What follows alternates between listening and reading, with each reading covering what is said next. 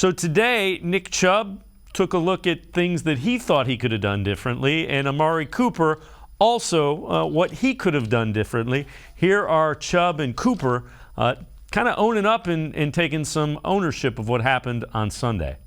They pop it up in the air and you go grab it, get hit or whatever like that. But it's like a kind of a new way of teams onside kicking the ball to where you don't really know if it's going to go 10 yards and it's moving at a awkward angle. It's like more difficult to locate the ball and make a play on it because on one hand you want to get to the ball as fast as possible, but on the other hand you don't want to misjudge the ball. So, I mean, it's just more difficult. But, at the end of the day, you got to make those type of plays. So I think the first down marker was at the 1 or 2, and goal line's right there, too. I mean, I probably could have got down, probably been third and short, 30 inches, but, I mean, it possibly could have happened. I couldn't have went out of bounds because people were behind me. They would have pushed me in or something like that. So probably should just drop down after I made the cut. And again, Tim, those are so far down the onside kick is not, but Nick Chubb not going down is so far down the list of things that went wrong. You can't. You figure if you put that in, you're 14 points up.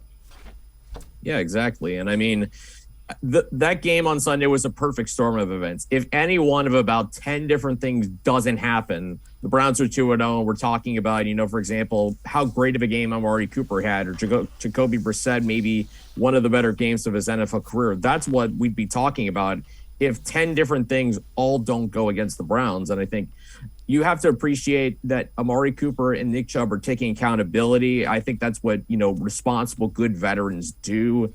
Even though, quite honestly, the blame goes to the defense. Because, I mean, in that situation, when you're up by a 13-point lead, when you have 13 points, the number one thing you do is keep everything in front of you defensively, tackle the players in bounds. And if, for example, Corey Davis still gets the ball at about the 30-yard line, if they tackle him in bounds, that burns an extra 10 seconds off the clock, makes things more difficult. Those coverage busts can't happen, particularly in that situation where an easy touchdown gets you back into the game.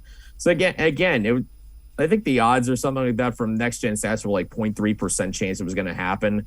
So it didn't. It's just it was very fluky in a way that so many things went wrong in such a short amount of time for the Browns. And yeah, I think in some way, every player should take ownership, even though they don't necessarily